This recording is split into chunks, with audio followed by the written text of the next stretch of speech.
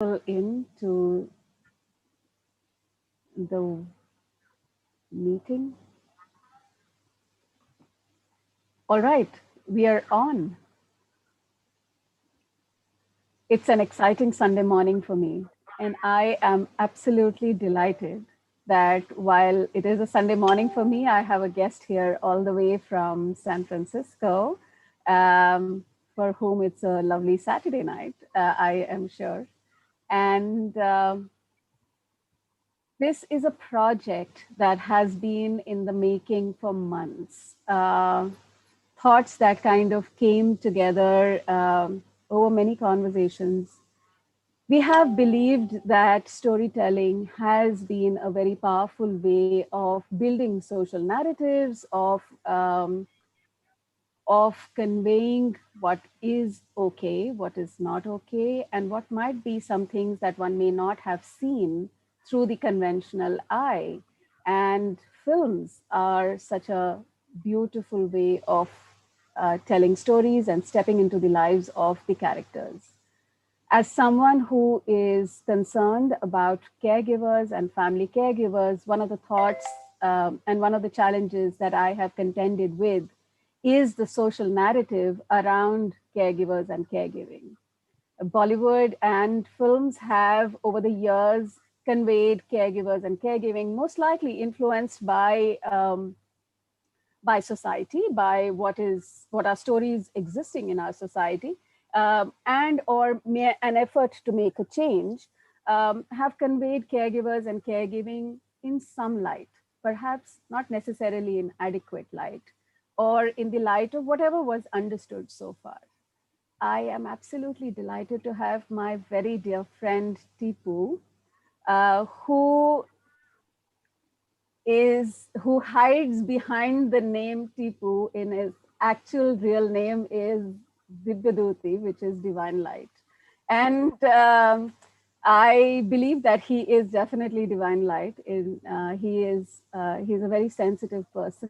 My first memory of him is in on campus. We were classmates, and him sitting on the mess table describing the meal of the day.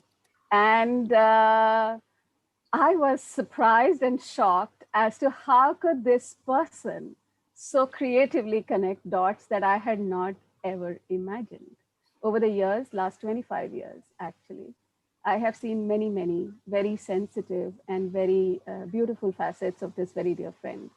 And I am delighted that he is bringing his passion of watching films, being a sensitive viewer, being a gentle friend, everything together for this conversation. Welcome, Tipu, and over to you to introduce our guest. Thank you, Bhavna. And Bhavna, I don't know if you introduced yourself because I knew you just went into it. So that's Bhavna Isser. Bhavna and I were at XLRI. I'll just keep it as long ago, um, though later than some of the movies that we're going to show here. So it's not that long ago. And Bhavna, thank you for that wonderful introduction. I do not have any memory of the mess and the food, but that sounds exactly like something I would do. So maybe our next topic can be food and movies. Um, but I am very excited that Abe Bhavna is doing this, and Caregiver Saathi Bhavna's organization is something that I have been following and supporting in at least as far as one can from far away in the Silicon Valley. But when Bhavna had this idea, and I was very excited that my friend Jai Arjun Singh, and Jai is a very well-known writer, writer of movie criticism, of books, and various topics, including tennis at times. And he has this really interesting blog called Jabberwock. It's at jaiarjun.blogspot. And when Jai agreed to do this, and I was very excited because Jai brings this insight into movies that I just watch movies. I watch probably way more movies than I should. But Jai writes about them, and he writes about them so beautifully that he adds a dimension that I miss.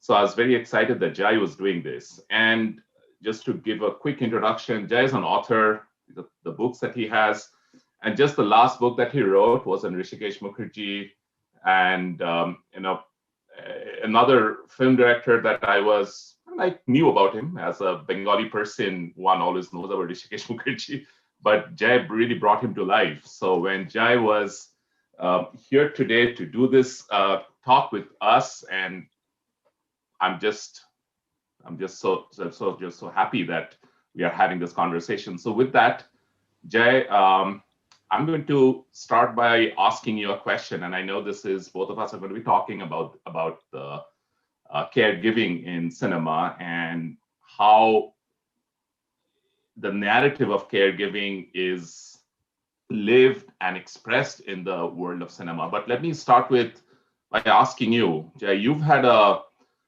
pretty up-close experience with caregiving. And as a movie critic and somebody who watches and writes about movies for a living, obviously at some points the real and the narrative, I'm sure, collide, and you see things and you realize that part of this is things that you've seen before, maybe in a movie. So do you want to maybe talk a little bit about that? Yeah, Tipu, before I come to that, thanks, Bhavna, for the introduction and for all the very fine work that you and Caregiving Saathi have been doing. And Tipu, of course, you were, thanks for being the first Bengali to say something that kind about the Rishikesh Mukherjee work, because the expectations from Bengalis in particular has been very high and very intimidating when it comes to a North Indian doing something with a subject like this. And I also just wanted to say, it's, and we already know this, there's something a bit surreal about discussing these specific examples of caregiving in cinema and in life just now at the current moment when there's this huge health crisis going on globally, certainly just now in India and in Delhi where I am, with the new mutations and all the grisly stories, people one knows facing various sorts of crisis. It almost feels like one is abstracting, a real situation when having a conversation like this. But of course, one of the ways of coping with the larger picture is by focusing on the minutiae. So, so with that, that's something to keep in mind as we talk. And to come to your question and to just provide some context, as you alluded to this just now. In the past decade, I have spent a great deal of my own time occupied with various caregiving responsibilities. This includes a prolonged period when I had to handle things as an only child and as an only grandchild for various members of my immediate family. Most importantly, my mother, who died of cancer a little over 3 years ago, and we had quite a harrowing time during the period after her diagnosis. And there have also been other forms of caregiving which are important, which I won't get into details of right now. But to come to the question that you asked specifically, there are of course many ways in which real life experiences have intersected with movie depictions, and there are ways in which it's happened in ways where you're looking at the film and and saying, wow, that's such an accurate, realistic, grounded depiction of what happened. At other times you're thinking that it's still a very good film and you have a lot of time and for it, but you feel like it's perhaps a more allegorical or mythical or idealized or romanticized picture of the caregiving patient relationship, which may not apply so much to your own life. But let me just provide an example. Now talking of Rishikesh Mukherjee and also talking of one of his most popular films, Anand, which celebrated its 50th anniversary just a few weeks ago. It's been in the news because of that. Now there's a film that's built around the idea of a terminally ill man who has just a few months left to live. With a situation like that, you think that he is the patient and he needs to be looked after. But what happens here, of course, is that Anand, played by Rajesh Khanna, in a sense becomes a sort of caregiver to the ostensibly healthy people around him. He nourishes their lives, gets them to look at the positive side of things. And that, on the face of it, that sounds like a very romanticized view, because in the real world, patients who are dealing with very serious illness do not quite have the time and energy to be a caregiver to the world. But and a film like this is constructed around the superstar persona of Rajesh Khanna, which is a certain twinkly, head bobbing screen persona that many of us have joked about over the years at various times. We find it a bit annoying at times, a bit amusing in the current day.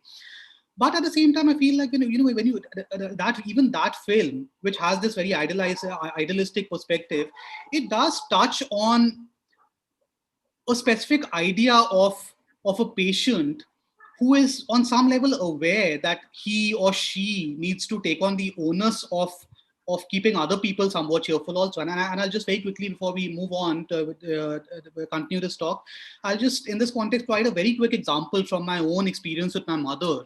This is something that struck me just a couple of weeks ago. The very last WhatsApp message that I ever received from my mother came a couple of weeks before she passed away. She was, the deterioration had started around 3 weeks earlier. She was very weak, not really in a condition to use the phone much or to message. And what had happened was, and it's something that was very moving to me then and still is, I had a bit of a meltdown the previous night because there were problems with my mother's attendant. Things were looking very bad, and I had done a bit of shouting and fuming and ranting at night. And I think my mother, even though she was in this haze of illness, somewhere she realized that that I was in a very bad state as well, and perhaps I needed to be comforted. So the next morning at 6 in the morning, when I check my phone, I see this message from her where she, in the dim light, she had taken a photo of my dog Lara, of our dog Lara, who slept with her on the bed.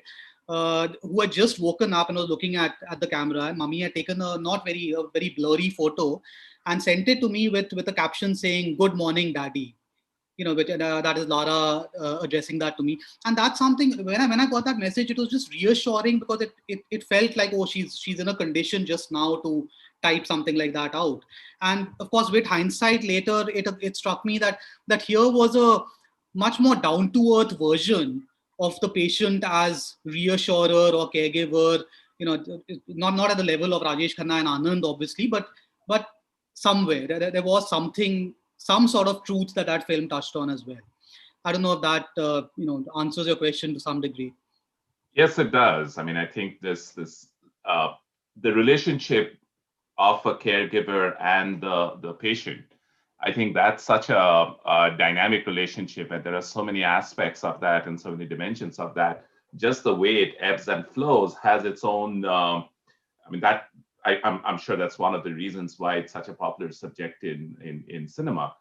And in your case, of course, I mean, you looking after your mother, and when one sees that even in other contexts where it is not when they're not connected by some kind of a blood relationship, and I think the example you gave of Anand is a good one, where they are it's a doctor and a patient, but at the same time they become friends. Of course, Anand lives in the Amitabh character's house, and Amitabh is they're essentially that at some point they are not that patient doctor relationship has been replaced by friends. And I just find that the idea about how the relationship evolves as very fascinating. And I mean, when Jai, you and I were talking about all the various ways that it gets depicted over the years, where they start as friends, then one of them becomes a patient, or they are lovers, or they are relatives. And just to stay on the topic of Hrishikesh Mukherjee, just not because that's the only thing that we're going to discuss, but I just find that there's a second movie of his, which, I mean, you and I have talked about, which is also much more about caregiving, and that's Millie. It also has Amitabh and Jai Bachchan. And just for people who haven't seen the movie, it's Jai Bhaduri is actually she was still Jai Bhaduri at that time, live in a multi-storied building, as we call them, and she has an illness. She's got cancer, and her father is Ashok Kumar, and her father is looking after her. And a new neighbor comes in with a little bit of an unsavory reputation, and that neighbor is Amitabh. And I think the way their lives are fulfilled by each other, I think that's what it is. Yeah. And again, asking you, Jai, as a Hrishikesh Mukherjee film expert, You're an expert on many other things. What do you think about Millie?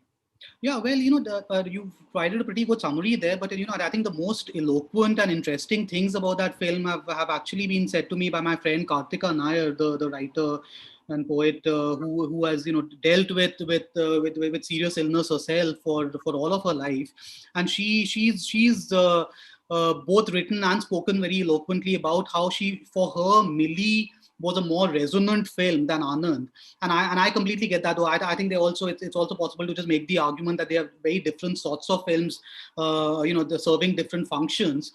But as you suggested, Tipu, the difference with Millie is that while Anand is played on a much more dramatic and high-pitched note, with the Rajesh Khanna character being a very particular sort of heroic figure, the catalyst for everything that happens. Whereas Millie, with Jaya Bhaduri's perhaps more grounded screen persona, which of course is also very central to this conversation we're trying to have about films. The films depend so much on who is cast in them, the roles that the particular actors play. So Millie has this has what you might call, and as Kartika put this as well, a normalizing of illness. It's closer to life, especially in the context of what most Hindi films of that time, of the 60s and 70s, were, where there was a certain amount of romanticizing. Here, what happens is that it's just given to us as something that already exists. She's, the character, the Millie character, is unwell from the beginning. There isn't this grand epiphany that takes place where the film relies on a number of dramatic moments where different characters find out about her illness, and and then there are all these reactions. It's there, and also, as you suggested just now, what's really interesting about that film is how the Bhaduri and Bachchan characters both end up as caregivers to each other in different senses. On the one hand, he's trying to take responsibility for her. He's trying to eventually become a husband to her as well. But at the same time, she plays a big part in the midst of her own illness of drawing him out and getting him to exorcise some of these demons that he has. This image of himself as the Dusht Rakshas, as he keeps putting it. And I think that makes them one of the most interesting and well-realized romantic couples of a Hindi film of that time. It's personally, it's my favorite Jaya Bhaduri Bachchan film in terms of their roles and their interactions. So that is one example about many among many, and of course there are many other Rishikesh Mukherjee films that also to some degree or the other deal with terminal illnesses or characters that have the Satyakam, for instance. Yeah. But these, yes, are the two films that perhaps have the clearest sense of what a patient caregiver relationship can be, and how so much depends on the personalities of both people, what the patient is like, what the caregiver is like, the mood fluctuations, how there's this push-pull relationship where first one person is in charge, then the other person is a bit more in charge. That comes across very well in different ways in these films. So, and that thing about how two people are helping each other, and one of the movies that I saw, and I'm going to go into Hollywood at this point, and it's not that well known, but it's a movie I was completely blown away by. It's called Passion Fish. It's a movie from 1992, and it's about this soap opera actress, a daytime TV soap actress who has an accident, and she's now paraplegic, confined to a wheelchair. And as you can imagine, there's a bitterness. She's upset that life has kind of dealt her this kind of a blow. She is unhappy, and she gets into these fights with her caregivers. So she gets these caregivers through her insurance, and she gets into fights with them, and she fires each of them till one particular caregiver comes in, an African-American woman. This is a film set in Louisiana, and has her own particular kind of very specific charm of a Southern charm. And the caregiver is somebody who's in detox, and she has lost her daughter, custody of her daughter. She's been a heroin addict, and this is kind of her last chance. So that whole dynamic about two people's last chance getting together with each other, and that makes such a very powerful film narrative. And I mean, as you said, in with respect to Millie and how they really elevate each other, right? I mean, that's what I guess something like this does. That's very interesting, and you also earlier you were you had shared a video from that film, which a scene from that film, which has the two main characters sitting and watching another film that may or may not fit into this conversation, at least tangentially. The 1962 film Whatever Happened to Baby Jane, which in genre terms is very much a modern gothic film, a modern gothic horror film in a way, with the Betty Davis character looking after her sister, her wheelchair bound sister Joan Crawford, and this extremely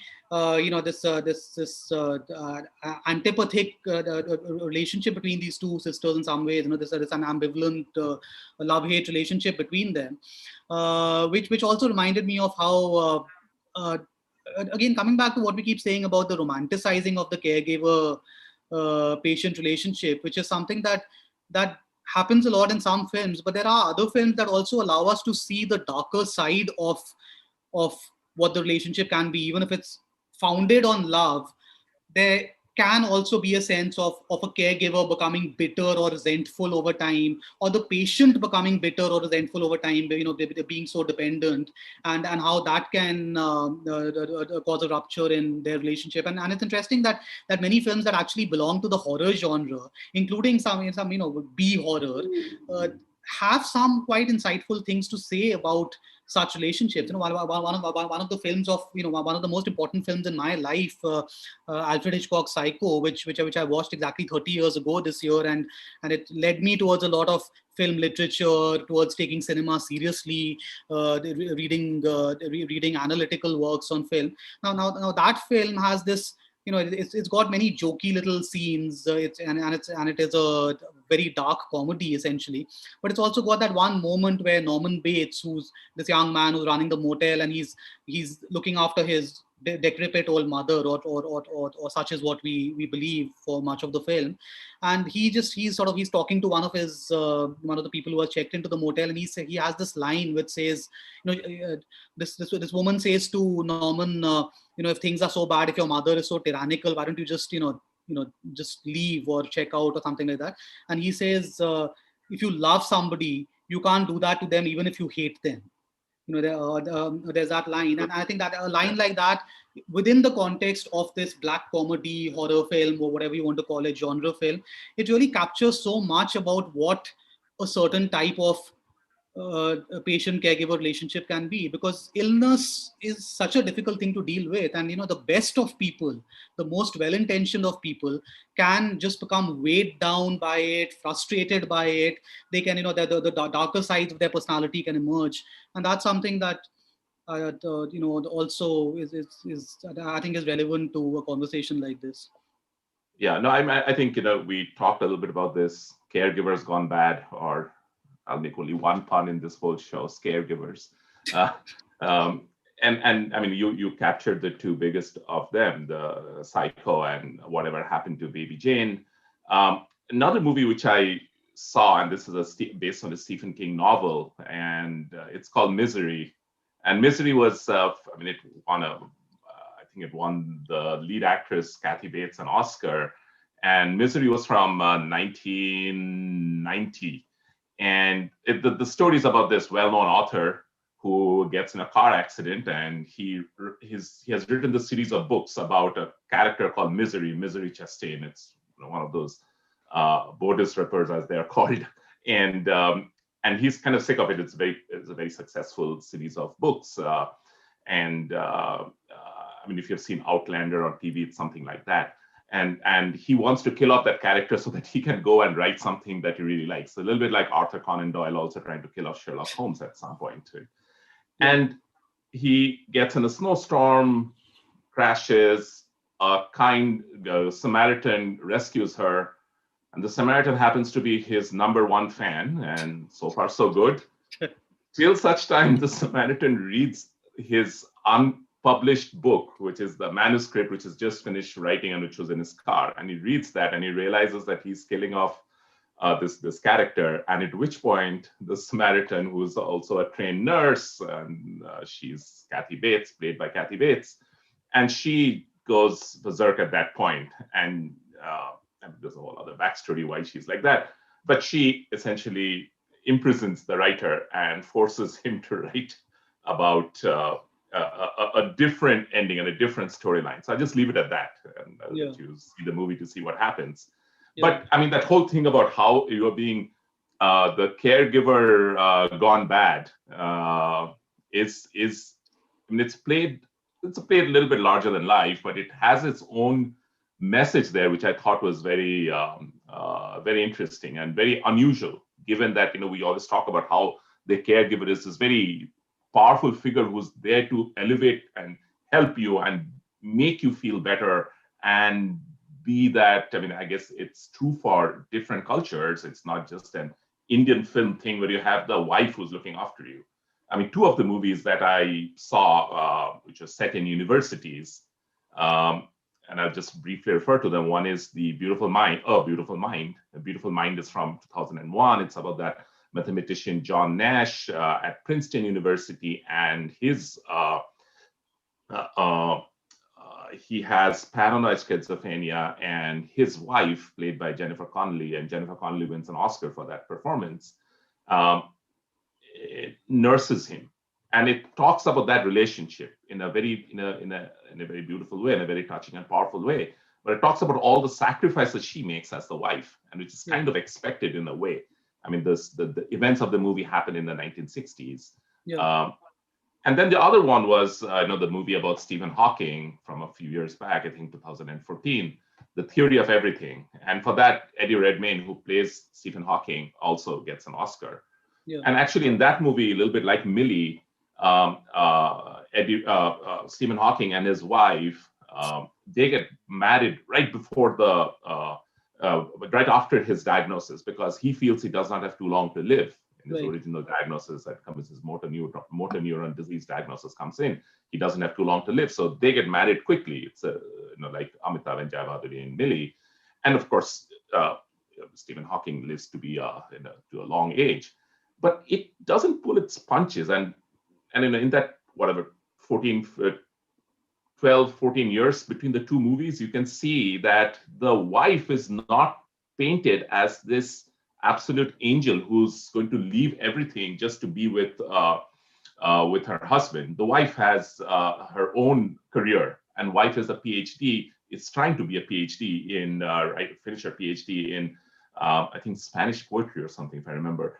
And it shows how she's struggling. She's trying to write and trying to be her own person. And at some point, I mean, this is not it's a movie, of course, but it's based on a real life story. They divorce. And it shows that how, even though they are divorced and they still have that relationship, and even before that, when she can see that he is getting much friendlier with another caregiver, a professional caregiver that comes in, because she wants to do her own thing also at the same time. So I mean, you can see the evolution of some of that. But to talk a little bit more about women and while you were talking, I was also just thinking about when we're talking about, especially all the more so in a society like India, the societal expectations of women, of daughters-in-law, wives, and then of course you look at some of the older Hindi cinema, which was centered around some perhaps simplistic notions about illness to begin with, including mental illness. Of course, this isn't only Hindi cinema. We can talk about this separately. There was, because there's so much development has taken place in the field of mental illness and our understanding of it over the decades. There are films from as recently as 40 or 50 years ago, which just seem cringe-inducing to us today in terms of what was taken as being completely acceptable in curing, whether it's a doctor advocating electrotherapy for a patient or stuff like that. And there's this 1970 film Khamoshi with Wahida Rehman in the lead role. It's a remake of a Bengali film with Suchitra Sen. And now there's an example of a film that's centered entirely around the idea that women are such noble and exalted beings that they are capable of sacrificing to any extent, and they should accordingly also be expected to sacrifice to any extent, and and do whatever it takes to nurse a man or to nurse someone else back to health. It's centered around it's a very strange story in some ways. It's about a nurse who is explicitly encouraged by her senior doctor, played by one of your favorite actors, Nazir Hussain, Tipu, right? Who essentially tells her that she has to, with mentally ill male patients, she has to feign romance with them to make them feel more fulfilled or more encouraged or whatever it is, and nurse them back to health that way. And there's a scene where the senior doctor very pedantically tells a story about how, in wartime, he had a wartime experience that he had showed him that women are capable of any degree of sacrifice, and and that, of course, that image of the woman as goddess obviously becomes a pretext for then demanding anything of the woman in a caregiving role. So that's something that I don't know what your thoughts on that are, or if there are other non-Indian films that you can think of that that might have similar tropes, apart from the ones that you mentioned, of course, the Beautiful Mind or the Theory of Everything. I mean, Khamoshi, I had seen the Bengali version original of that, which is called Deep Jele Jai, which is made by the same director, but it had, with Sujata Sen there, as you were mentioning. And it did not strike me, I have to say, I mean, it did not strike me as unusual as much as when I saw it with Wahida Rahman in the same role. And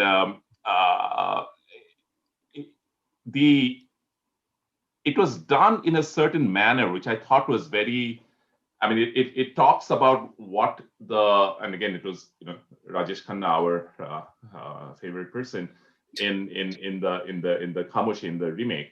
And it talks about it in a certain manner, talks about the relationship and what has happened and what can they do to him and how can they help him. I mean, of course, it's incredibly primitive and you're like, oh my God, what are medical ethics and what happened to those things?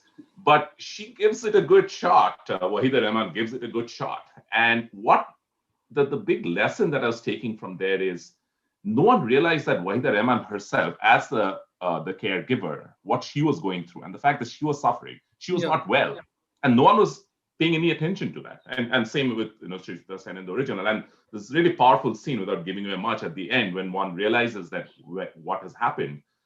And it shows this line of men, the men doctors and the nurses all standing in line. And on this, you remember that scene, it was on that, on a staircase, on the top of a staircase. And it was almost like giving somebody a guard of honor and everybody's staring, right? I mean, it was that, okay, so these are all the people who did nothing. And you feel that about caregiving, right? And it is a hard thing. I mean, you just gave the example of your own life. And I remember when I was a kid and we grew up in Calcutta, and we had a lot of relatives in which is Northeast, in Assam, in Meghalaya. And also Calcutta was the site of a lot of, I mean, it was in Eastern India for hospital care. Calcutta was that place. Everybody would come to Calcutta for treatment, and they would stay at our house. And so I remember when I was a kid, every time I remember there's some very ill person at home, and then my mother becomes the de facto caregiver for them.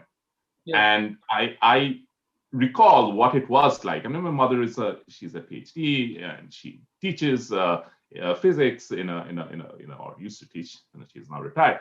And you had to juggle all of these things, and it was just expected of it, right? My father he was out of town a lot because his job was in part of Bihar for a long time when I was a kid in Dhanbad. So, I mean, I can just imagine now how hard it must have been. And the fact that no one recognizes that is that's scary and that's disturbing. But to go back to, I think you were mentioning about some of the other films that one sees about mental health. I mean, one of the things that, you and I had, in your film discussions, probably some months back, you talked about was Snake Pit, and that was from 1948. It's a movie by Robert Wise, who later went on to make Sound of Music, much more upbeat movie. But in Snake Pit, I think the Snake Pit is by Anatole Litvak. Anatole Litvak, sorry, not Robert Wise. It was Anatole Litvak, yeah. You're right. And and in that, in Snake Pit, it's set in a hospital, and it was the very early days of that kind of treatment of, and she has schizophrenia, if I recall. Olivia de Havilland she plays this housewife who has schizophrenia, and the husband has no idea what's going on, goes to the doctor, goes to the hospital, and there's a kind doctor who takes interest in her and helps her through. It reminded me a little bit of the reason why I'm bringing it up with Khamoshi, other than, of course, there's this central theme there of the illness, a mental illness, but also the fact that there is the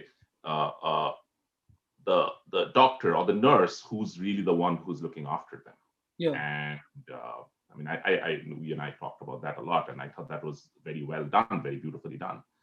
I actually just wanted to, well, Snake Pit, of course, I was wondering if there were other films of that vintage that deal with mental illness in particular, and the often whimsical, to put it very mildly, treatments that were used for it back, because that's a 1948 film. I also wanted to just come back a little bit to touch on something we had touched on earlier, the aspects of dominance and control when it comes to the parent-child relationship in between caregivers and patients, personality conflicts, two different personality types having to deal with each other in an illness dependent situation, the resentments that can come up between parents and children. There are two films written by Juhi Chaturvedi and directed by Shujit Sarkar, which are caregiving films. So one is Tipu and one is October, which of course have very different situations. But I remember, when I watched Tipu the first time, when it first came out 5-6 years ago, I was hearing a lot in my friend circle. There was all this talk about how Mr. Bachchan's performance is this caricature of Bengalis, and then and most of my friends didn't like it and just thought it was just putting on this over the top Bengali accent, etc. But I remember being so moved by that film and by Bachchan in it for what might just be very personal reasons, which is that there were these scenes where Bachchan, as you know, he plays this very bullying, boisterous father who's ill, who's who's dealing with this condition, and his illness has had this huge impact on his daughter, played by Deepika Padukone, and there are these moments in the film where she, because he's going on troubling her, or he's imposing on her, at some point she just sort of she just has an explosion and she just gives it back to him, and the look in his eyes in those moments, this combination of wanting to be in control as the extroverted parental figure, the dominant parental figure, but also very vulnerable, very aware of how dependent you are on your child, and you've made her angry, and what might happen, what if she were to leave you and go away. That expression of vulnerability mixed with something else, with wanting to be proud and self-sufficient, reminded me so much of what was happening around 12 or 13 years in my house again, when my mother was looking after my nani, who had stage 4 cancer. And my nani was this extremely dominant, boisterous, extroverted person. My mother, like me, was very introverted, very quiet, not very social. And she found, and these two people who had never really had the most comfortable parent-child relationship ever, were thrown together in the situation where these personality conflicts are taking place in a very unfortunate situation of terminal illness. So that's something that I think Piku captured pretty well, obviously in a different context. And when it comes to something like October, this is something we touched on in an earlier conversation, Tipu, and I think you saw October very recently. But not that. Sorry? A few hours ago. A few hours ago. Okay. I feel like I'm cramming for an exam. So. And so that's an interesting example of caregiving, where there's no relationship at all between the two people. In fact, in this case it's almost accidental. It's a very random, and it's a wonderfully scripted thing by Juhi Chaturvedi. The way the build up to that, where you have two people who are working together. They maybe exchanged a few words here and there at parties. They're not in a relationship. They might be interested in each other in a very sort of vague way, but nothing has been articulated. And then purely through circumstance, after this girl just has this terrible accident and goes into a comatose state, the guy, because of, just without giving too many spoilers away, the guy, because of a particular thing that happens, he comes to feel that he is responsible for her in some way, even though he barely knew her when she was in a state to when she was well. And this in turn leads him to a situation of personal growth where he loses some of his callousness, his immaturity. He grows as a person. And this is something that I also wanted to, in this context, I wanted to touch on another aspect of some of these films. Though October is a very fine film, I think both of us liked it very much. But there is this concept, right, in cinema, especially in feminist conversations, in ideology-driven conversations and analyses of films, the concept of fridging, also known as women in refrigerators, which is basically the idea that using an incapacitated or unwell or even a dead woman as a cipher, as a pretext for the playing out of a male character's personal growth. So, so there is a way, if you want to be critical of October, or you want to look at it in a certain way, you could say that here's another film, even though it's also scripted by a film, scripted by a woman. Here's a film about a woman who's in this comatose condition, can't even speak, and the film is all about the man's personal growth. So you can. Yeah. So here's an example of a patient who isn't really there, but the story being about the caregivers coming of age. And that the concept of fridging, which by the way is a comic book term, you can look it up on Wikipedia, has a long and fascinating history why it's called fridging. But the part which what you just mentioned about this dynamic between the two characters in October and the personal growth, it reminds me of another movie also which got accused of the same thing, and that was Rain Man. Rain Man, it was 1989. I remember watching it when I was in college or high school, I don't remember now. But Rain Man has, and again, the story is quite well known. Dustin Hoffman Tom Cruise is this kind of slightly dodgy, sketchy young man, is a bit of a hustler. Father dies, leaves a bunch of money to a brother, which he has no idea that he had. Turns out this brother is Dustin Hoffman, and Dustin Hoffman won an Oscar for his performance. And it turns out that he has autism, and he's autistic, which is a subject pretty close to me. And he is depicted as a savant who understands, who has this photographic memory, a certain way of talking and walking, which is very distinct. But the movie really is about Tom Cruise and how Tom Cruise becomes a better person by working, by this. It's a road movie essentially. They go from Cincinnati to Los Angeles. They drive because the brother, Dustin Hoffman character, doesn't want to fly, is scared of flying. So that whole bonding that happens, it makes Tom Cruise a better man, a better human being.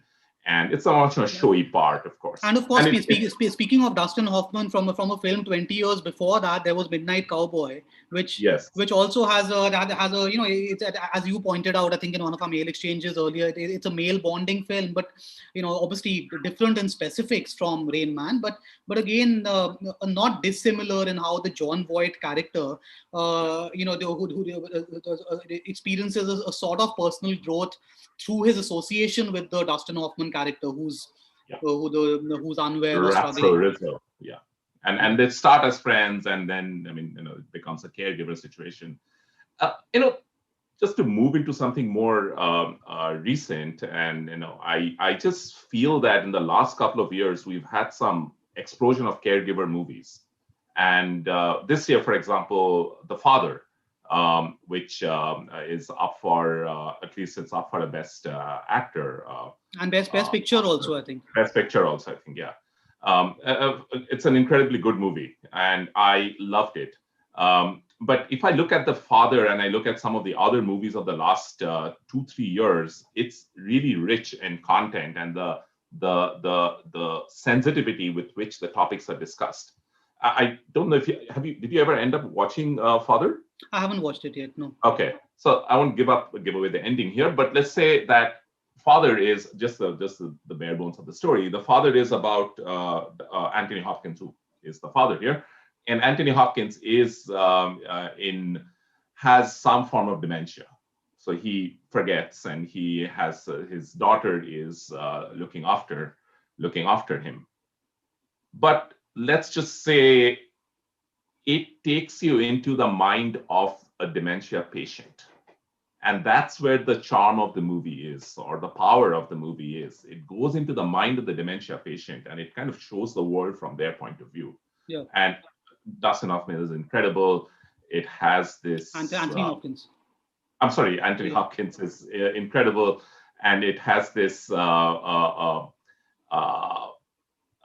power dynamic that happens, and then suddenly things get pulled, the rug gets pulled from under your feet. Yeah, so like I said, I haven't watched it, but I do know something about, I think there's something you were touching on, the formal aspect of the filmmaking. I think one very interesting way they do, I don't think this is much of a spoiler because it's probably there from, in the film from early on, but it's, to try and convey the condition of this man, played by Anthony Hopkins. One of the things, his sense of disorientation. One of the things that the film does very interestingly is have, Olivia Colman, the wonderful actress, she plays the role of his daughter. But there are some scenes where, because you're trying to capture some of his disorientation, his being out of touch with reality, where the same role, the role of the daughter, is played by another actress. So that gives the viewer a direct sense of that disorientation. We experience it for ourselves, at least the first time that this happens, and then you realize that the film is doing this, that the filmmaking is trying to find a way to capture that state of mind. Which is needless to say a very interesting and a very scary thing to the way of what depicting happened in front of you. Way of depicting this sort of mental condition. And actually, this is this other movie which I saw just before, actually probably about a year before, during the pandemic, I remember. It's an Australian movie. It's called Relic, and it's billed as a horror movie. But it's really about a grandmother, a woman, must be in her 70s, who has dementia. And her daughter and granddaughter haven't heard from her in some time. So they come to check up on her and see what's happening. And it has this whole horror movie tropes, and there's this spooky woman, the house is weird, and you realize, and again, I'm not giving away the twist here, I want to be careful, there's not really a twist per se, but it shows the mind of the woman, the grandmother, the one who has dementia, in the form of a house, and the memories that one has and the memories as they're going away. And of course, the daughter remembers a lot of these memories because she was there. And how the daughter and the mother interact, and the daughter is trying to rescue her mother, just like it would be in a horror movie, except that of course the mother has dementia and the mother is lost in these memory holes that she cannot come out of. And it's just done in a way, and I just feel that between Father and then Relic, this other movie, it's from 2019, it just shows mental illness, or shows dementia, and Alzheimer's in a way that is just amazing. It's fascinating. One other thing that just came to mind was that, again, we touched on this, was the way in which different types of films can be built around different types of patients, or the person who's being looked after, speaking more broadly, their personality. So if you have something like October, where you have the patient as someone who is almost like a cipher, because she's not even in a position to speak or to register what's happening to her. But or you take something like Anand, where the patient is this beacon of light and positivity, and just setting the world alight with his with his optimism and warmth. But at the other end of the spectrum, or something that I find very interesting in some films and in some books as well, is when somebody who's in the position of the patient is depicted as someone who is very human and has, lots of warts, lots of perhaps not very likable aspects to his or her personality. Now, you could talk about something like the film that Daniel Day-Lewis won the first of his Oscars for, My Left Foot, playing Christy Brown. Now there are scenes there where Christy Brown, because of his condition, his physical condition, and his mental condition, you think he could just be turned into purely into an object of sympathy, nothing else. But instead, the film doesn't hold back at all in depicting him as a profane man who's capable of being vulgar, expressing sexual desire, feeling sorry for himself, getting angry, just throwing things off the table, just being beastly to people around him who are trying to help him. And I think that's absolutely fair to show that side, that multi-dimensional side of someone who is in the larger picture, in a very sad state, someone who's to whom the cards have not been dealt very fairly, perhaps. There's the film Margarita with a Straw, which was directed by Shonali Bose, which has which has Kalki in it, and Revati, and a reminder that even someone who, say, a paraplegic or someone who isn't normal physically or mentally can still have a very rich emotional life and even feel sexual desire, for example, which is something I know many people who watched the film when it came out were a bit uncomfortable with some of those moments where the Kalki character is showing as having that side as well, not just being this little toy who her mother is going to be looking after all the time, but as a real human being with lots of very complex emotions in her. I was also reminded of a book by Firdaus Kanga, the writer, called Trying to Grow, which is about his condition, osteogenesis imperfecta, where he doesn't hold back at all in expressing the more vulgar side of his personality, or the more vulgar. And when I say it, I'm not saying it as a judgmental word. I'm just saying it in descriptive terms. And I find that sort of thing very interesting, where you have someone who a film might otherwise just turn in purely into an object of sympathy, or as a catalyst for us to feel our noblest, worthiest emotions, and you say no, but there's so much more to this person. This person is human in all the good ways and all the bad ways as well. So that's something I find interesting too. Yeah, no, this rage and anger is something. And, we talked about our hospitals and doctors, but I remember one of the movies that I saw, and, Soumitra Chatterjee is Bengali film icon, so I have to bring one of his movies. He made this movie called, for the director Tapan Sinha, it's called Wheelchair, and it's from, I have to not remember when it was, but it was from 1994. And in Wheelchair, he's a doctor who is in a wheelchair because he had an accident, and he wants to make sure that patients who have that, and we're talking about Calcutta 1994, obviously medical care was nowhere near where it is today. Hopefully it's better. But the anger that he has against hospitals, against a person who finances his hospital very reluctantly, against patients who don't take care of themselves, it was palpable that, you have to do this for yourself. And I am, my time is running out and I'm trying to get this done, and you have to help yourself.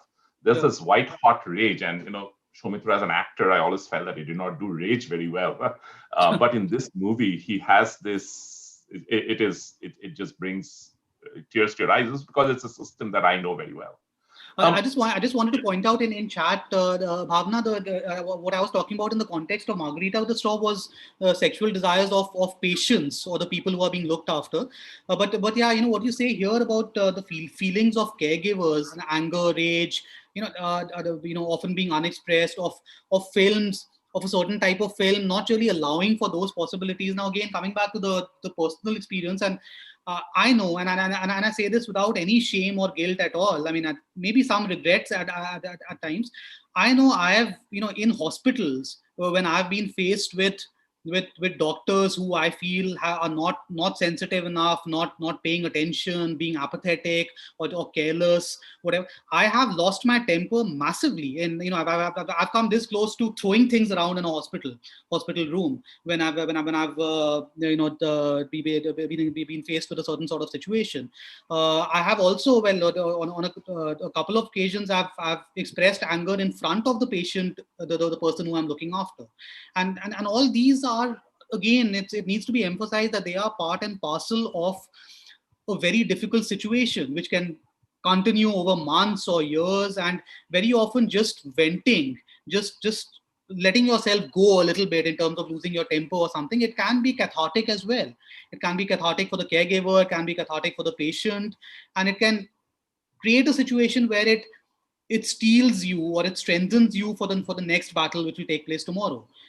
That's something that one should keep in mind, and it's something that you won't very often find in a certain type of film, because there tends to be this sugar coating of relationships, of the caregivers responsibility and so on. I hate to be a person stepping into this lovely conversation between the two of you, but I was reminded of the film Spoon. It's a short film, and it speaks about this woman who is the daughter-in-law looking after a bedbound father-in-law, and her frustration and emotions around it. But it's a difficult film. It's again. Yeah, I haven't seen it, but I'll definitely look out for it. Yes. Definitely. So, I realize also that some of our conversations is about people dying. And I do want to say that even though a lot of caregiving is, obviously, there is illness in the root of it, but some of them are really funny. I mean, one of the movies that I thought was very funny was this one called Intouchables. It's this French movie made into a not very good American remake. It's from 2012 or 13.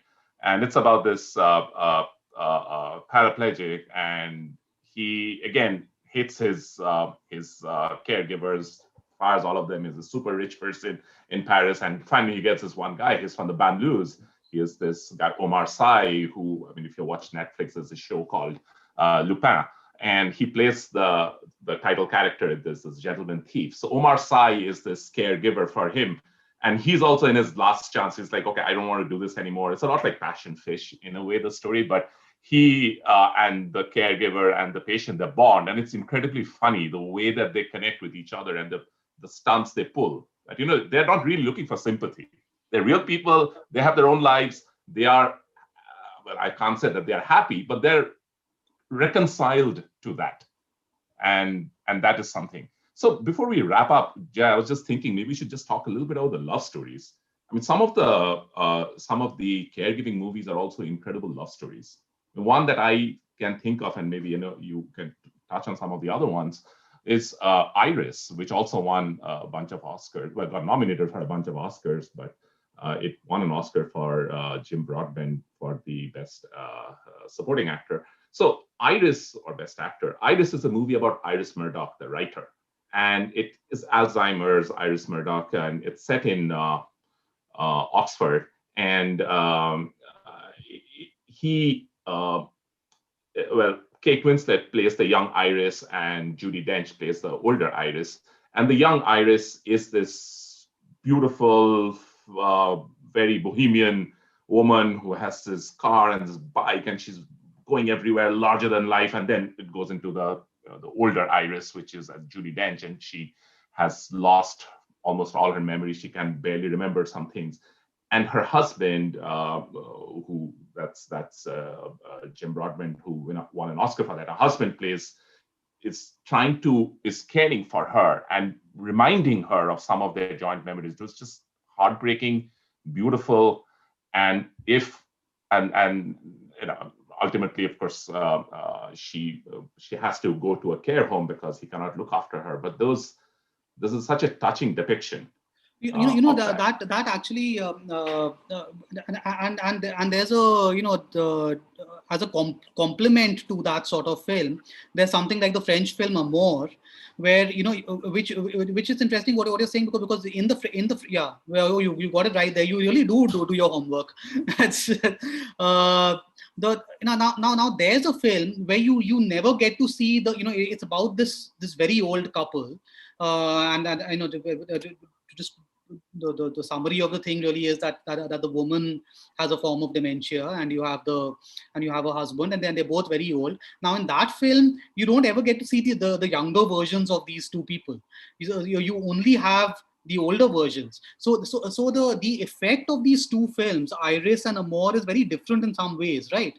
Because comparable situations, but in Amour, you're just left with this, this sense of there having been great love between these two people over the decades, but what you have is the here and now, and this extremely bleak situation where it's just two people who are so old that even though one of them has a palpable illness and the other therefore has to take care of her, it's really hard to say beyond a point whether there can be a caregiver here and a patient here, or whether they are both patients.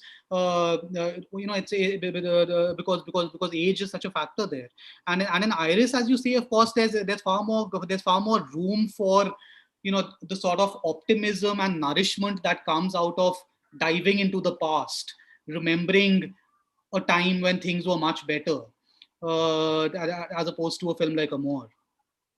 Yeah, no, Amour is like, you and me have talked about that, and it's like our the great white whale of caregiving movies, and it's a very powerful movie. I'll just leave it at that.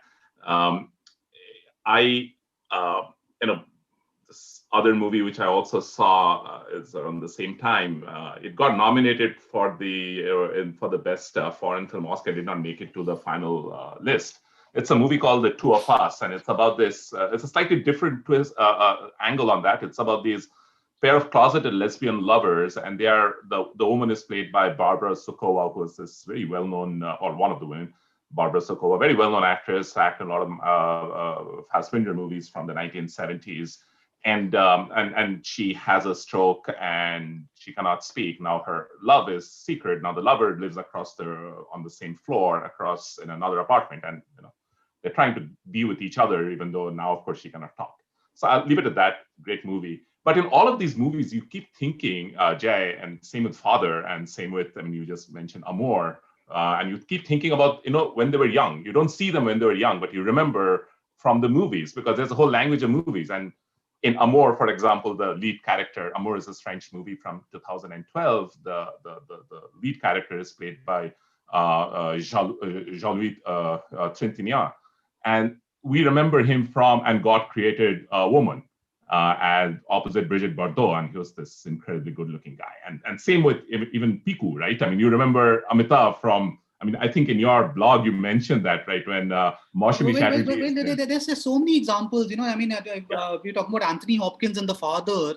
Now, just a few days ago, I was rewatching this 40-year-old film, The Elephant Man, in which Anthony Hopkins plays a doctor who takes under his, it's a real life story from Victorian England of the 1890s. It's about Joseph Merrick, who became known as the Elephant Man because he was terribly disfigured. And Dr. Treves, this doctor played by Anthony Hopkins, brings him to the London hospital and tries to encourage him to speak and introduces him into polite society and so on. So to watch Anthony Hopkins in that film as this, the much younger version of him, someone who's in charge, in control, and then to watch him in something like The Father, which I still haven't done, but I've seen a trailer of it, but I look forward to seeing, is also a reminder of, and the example you gave of Bachchan, the Bachchan of Piku versus another Dr. Bhaskar Bachchan of Anand, 45 years before that,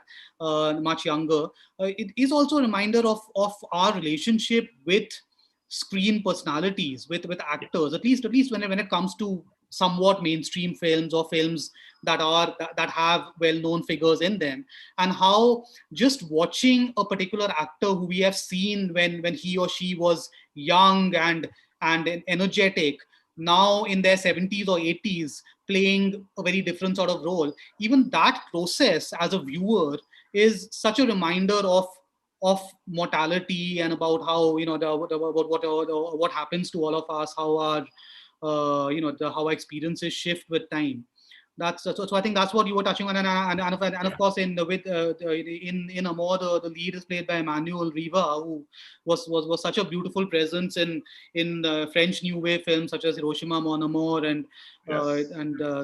things like that. So to see her in her 80s playing a character like this, and always being aware that it's not just a character. In this case, the actress is also in her 80s. She's probably struggling physically with something or the other, and it's something that very much informs one's experience Yeah. of watching the film. I just wanted to say very quickly, someone in chat mentioned 2 regional films on caregiving. So again, in the context of October, there is of course the film Sadma with Kamal Hassan and Sridevi, which was a remake of a Tamil film made the previous year, and that is another example of a man looking after a young woman, through a purely circumstantial thing that has happened. It's similar to October in that sense, though of course it's a very different film in terms of its tone and the way in which it plays out. Does any yeah? I think we have a few questions. I mean, there are questions in the comments, and then Bhavna sent me a couple. So let me just read it out. What feel-good movie do you recommend to share with the caregivers so they feel appreciated if they were to watch it? I think I mentioned Intouchables, the French movie, also known as Upside. It's quite easily available. I mean, it's a comedy and it's very well done. It's very uplifting and funny. But again, it's a caregiving movie, so most of these movies don't end in a happy note. They don't get cured completely, and they're like living happily ever after. But what is the question? What feel good movie? Yeah, can you recommend? I don't know. I mean, it's again. I mean, but this is maybe a reminder that we've been talking about the really bleak sorts of stories. I mean, that I'm sure there are caregiving stories where the patient isn't terminal, and that there is the some form of recovery or some form of something affirmative happening by the end. One would have to think about it a bit, but yeah. Yeah, I mean, From a some of them are Caregiver really. Saathi point, can I just come in right now? Yeah. Go ahead.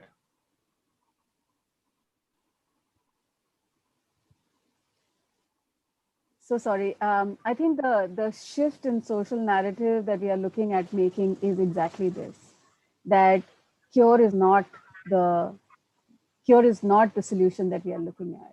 Everybody getting well is not what we are looking at. We are saying that life is terminal, or that there is mortality, but can we bring in life into whatever time and years that we have? Yeah. And probably the success of a caregiver is not in beating the illness, or it's not in overcoming, but it is in living life to its fullest. Yeah. And well, that is classic life. Anand talk right there, Bhavna. So even though that is, of course, as we discussed, it's a very particular sort of film built around a cheerful, chirpy star personality, the Rajesh Khanna persona. But yeah, so there's an upbeat film for you. I'm sure there are others. Let me look at some of the other questions.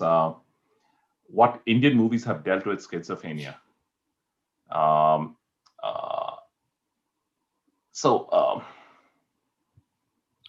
there was a film a couple of years ago called Judgmental Hai Kya, which started off being called Mental Hai Kya, but then it was there were protests, and it has Kangana playing it's not really, I mean, it would be tough to say that it's really a film very specifically about schizophrenia. I think schizophrenia can be seen as the MacGuffin in a way for what is really more of a mystery thriller in that film.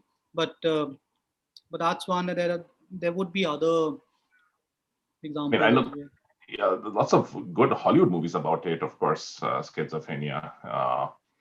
I mean, one that Beautiful Mind there's another one which is called Reign Over Me, from Reign Over Me. It's from 2007 with, it's got that comic actor whose name I'm suddenly forgetting now, from Happy Gilmore, who's now started doing more dramatic roles. Anyway, so that's another one. It's kind of a change in pace.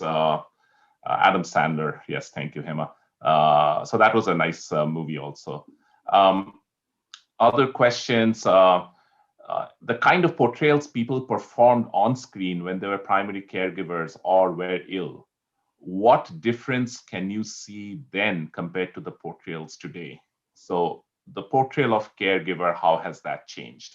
And I think, just again, to look at the whole broad plethora of movies from different times, definitely we talked a little bit about that. And I think they're much more complex. The narratives are much more complex. And even if I look at something like, I gave the example of The Beautiful Mind and Theory of Everything, you could say that these are two movies which are so similar, but in the sense that they're both set in college campuses with Nobel Prize winning scientists. But the way that they're dealt with, the way that their illness and the way that the caregiving is dealt with has changed so much. The woman in Theory of Everything has much more agency and is much more in control, where you see that in Beautiful Mind, she really is, it's a little bit, I would say, a little bit one-dimensional also in a way. Yeah. And there's in chat, Kartika has actually mentioned the film that I mentioned to you earlier, Tipu, yes. the French film, His Brother, yeah. which is about which neither of us have seen, I think, but it's about caregiver survivor guilt. That's. Yeah. Bhavna, is there any other question that you feel that we should touch on? Any other question that you feel we should touch on? That you feel there are a lot of questions, but something more. I think this point around the kind of portrayals people performed on screen when they were primary caregivers or were ill, what difference can you see when compared to portrayals today, is something that we have spoken about. There are a couple of questions. Other than feature films, are there any specific documentaries that one can watch on the subject? Yeah. So one that I was, I recently saw, I saw it at one of our local film festivals, and it's an American movie, so my context is more American, but it's about these kids, mostly they're high school kids, and they're, and I'm trying to find the name of the movie here. It's called Sky Blossoms, and they have a parent who has and in most cases they are veterans, they are war veterans, so they have injuries, war injuries. Some of them have PTSD, some of them physical injuries, and they're on wheelchair. And how these kids have become the caregiver for those parents. It's very, very sensitively done. I absolutely loved it. And maybe I just dropped, we are talking about a lot of movies, so I was just thinking maybe what we should do is find a place to refer at least to these movies in the IMDb link so people can watch them. So this movie that I'm referring to, it's called Sky Blossom. It's about children of soldiers who have returned from war. I think, Bhavna, you had a documentary in mind, right? You were mentioning earlier. So I spoke about the film Spoon, and I spoke about the films that's Lunchbox is a classic film in which there is a side reference to a caregiver. It's one of the most poignant scenes that I have seen, in which the main character is this woman and this man who have the exchange in the lunchbox. But there is, the friend of the woman who is a caregiver to a terminally ill patient. And her belief is that till as long as the fan is rotating, her husband will be alive. But more than that, for me, the most powerful scene was the day her husband dies. She just drops by the side of the bed and says, "Mujhe aloo ke paranthe khane." It's a very powerful scene about a woman. That translated means I want to eat aloo paratha. Just make sure. Yes, for others, I feel like having stuffed paranthas because I don't know, because whatever. It's just it's almost like the sword was hanging on her head, and now it has fallen, and there is a sense. So the passing on of the patient is such a mixed emotion. There is a sense of relief, a sense of completion, sorrow, grief, and it just, you want to nurture yourself in some way, and probably having a hearty meal is an expression of just nurturing Closure, oneself. maybe? It's a form of closure almost, right? It's almost a form of closure, yeah. And that's what a lot of these movies talk about. I mean, caregiving movies, that reconciliation or whatever you want to call it at the end. Right? And I think for me, the purpose of this conversation would not just be about looking at movies that have caregivers and that are about caregivers and caregiving, but that there are these characters on the side, that bring in the slice of life and that bring in the elements of caregivers and caregiving. They're not centered on caregivers, but they are these stories that exist all around us, in our families, with our friends, our neighbors, our colleagues. October to me is about caregiving at the workplace. Yeah. Set in a hotel. So this is a good point also on chat about how movies don't really, even some of the more realistic films that we see today that tend to be more nuanced and pragmatic about the relationship. I can't really think of many examples of a film where it's very clearly indicated that there is a sense of relief, whether on the part of the caregiver himself or herself, just for themselves, or just because the patient was suffering so much and it's probably best for this to happen.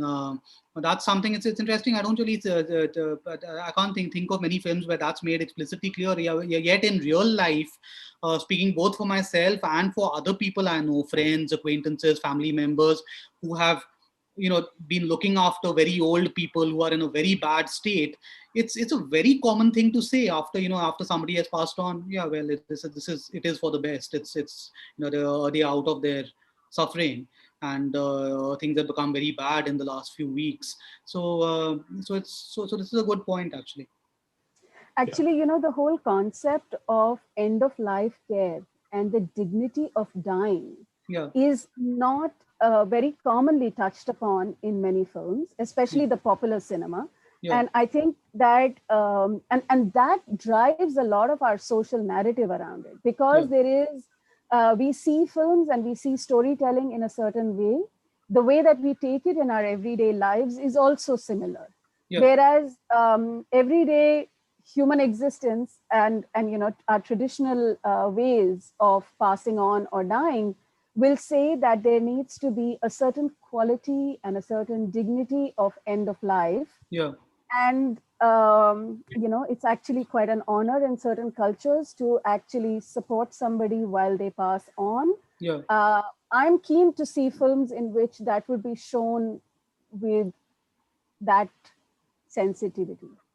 No, and this really strikes a chord, Bhavna. Again, I think I was talking about this when you were speaking informally earlier today. There is this, when my mother was deteriorating on a day-by-day basis in her final weeks, in a lot of pain or a haze.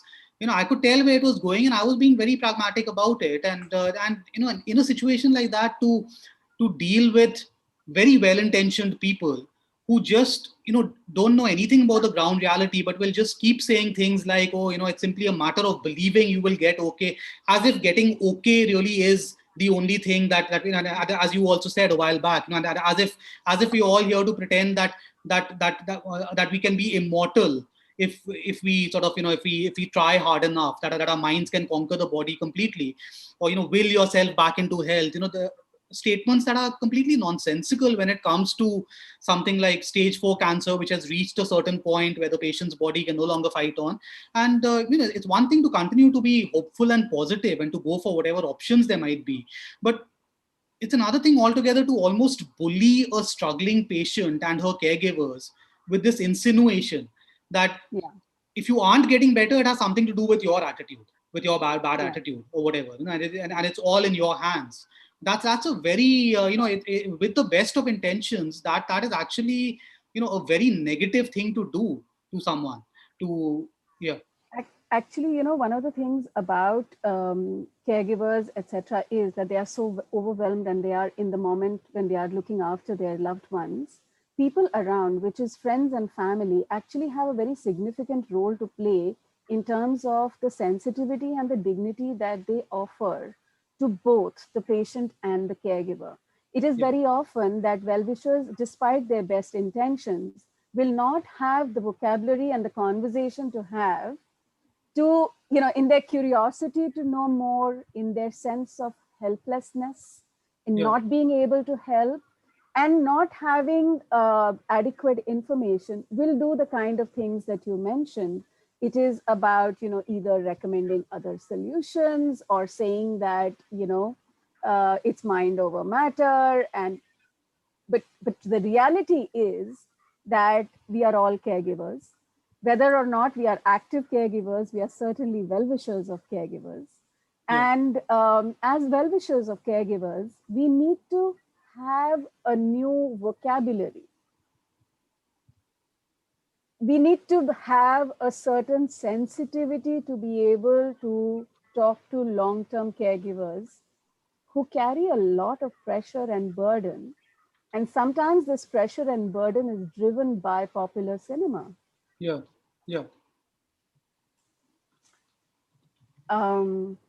had recently an interview with a caregiver, and I'd like to mention the young man who was caregiver to his parents who have mental illness from as young as he was 4. And in the interview, he mentioned that I could never be the son that you see in Bollywood cinema. But the fact is that Bollywood cinema is just simply one representation. And that's the whole point, that friends and family can actually legitimize what caregivers really feel. And I am super, super grateful to the two of you for the lovely conversation that you had today to help trigger some thoughts in the minds of our audience. No, thanks so much for inviting us, and thanks Tipu for being so much fun as always, film conversation. I'm sure we could just go on and on with this, talking about various, grisly anecdotes, maybe a few affirmative anecdotes as well. but yeah, it's just one of those subjects where it's even as someone with years of caregiving experience, you'd be a fool to think that you know everything about the subject, or that or know all the dimensions of the subject, because every situation is so different. And as you said, Bhavna, just now, what a certain type of Hindi film depicts is one dimension of the thing, one possible dimension, whereas there are many others. The purpose of these conversations and the purpose of storytelling at Caregiver Saathi and our platform is about normalizing the many ways of being a caregiver. We believe that there is no one way, and there is no ideal way, and there is no gold standard of being a caregiver. And every form of being a caregiver is fine, it's valid. There are, of course, gender dynamics. And reaching caregivers is really hard. And I think some of the ways in which cinema tells these stories, where caregivers have to be all-encompassing and self-sufficient, makes it hard for us to reach caregivers. Yeah. So we are hoping that some of the normalizing of this conversation will help us reach caregivers and will help us support caregivers, because Caregiver Saathi is about supporting family caregivers. So true, Bhavna. If I may, as we end this, if I may share one clip, and we are trying not to, just because I never know what will happen when I share clips, and there'll be some technical snafu. But let me share something from A Beautiful Mind, and this is right at the end of the movie. And again, not giving away any spoilers. I'm an economics grad, and yes, we know that John Nash won a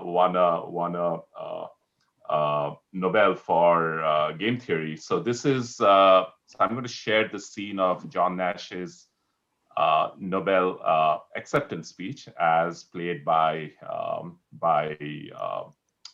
Russell Crowe. Can you see the screen? Yeah. Okay, let me play it now.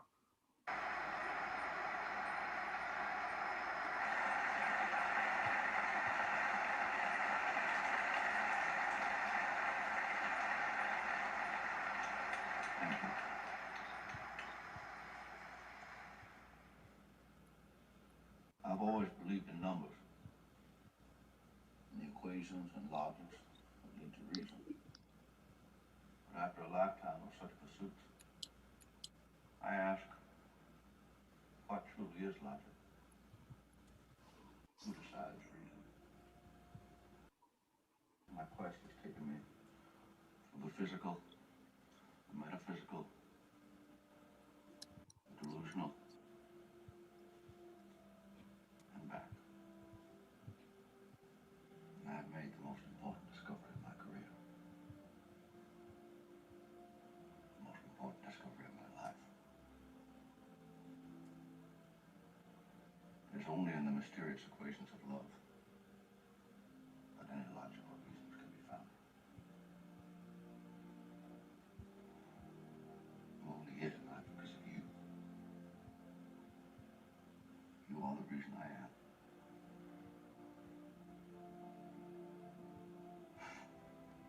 You are all my reasons.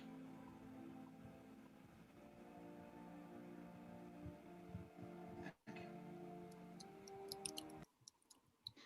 Stop sharing. Caregiving is all caregiving is a form of love, and I don't mean romantic love. It's other kinds of love too. So I just thought that this beautiful little thing is it's a good coda to this opportunity to discuss caregiving, movies, popular culture.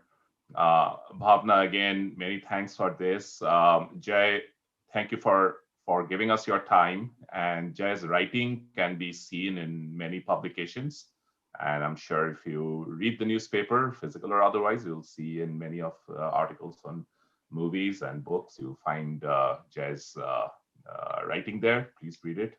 I really enjoy it. And you can go to his website, jaiarjun.blogspot.com. And I think that's all from my end, Bhavna. And Jai, did you want to add anything? No, that's it. Like I said, a lot of fun doing this, very satisfying. And if anyone here wants more of Tipu's insights as well as some of Tipu's puns, please come and join these online film discussion sessions that I host once in a while, which you can get information about on my website or on Facebook. But thanks again, Bhavna. Thank you to both of you. Caregiver Saathi has been able to shift the nature of our conversation thanks to two of you. We are so ever so grateful. Thank you for your time, the effort. I know that both of you put in such incredible amount of effort behind the conversation that seemed like a breeze today. I am very, very grateful. I hope that your conversation will spark conversations among many other people. It will spark insights. And those of you who would like to support caregivers, who are caregivers and who think that caregivers might need support, please visit our website, reach out to us. We will be more than happy to talk about it. I don't think this is the moment to talk about it. A lot of gratitude. Thank you. Thank you, Tipu and Jai. Hey, Bhavna, also thanks to all the people who commented. I love reading the questions. It was really interactive, and that really helps us and makes us feel that people are engaged. Thank you. Thanks. Thank you. Thank you. Thank you to everyone who joined today. Thank you very much.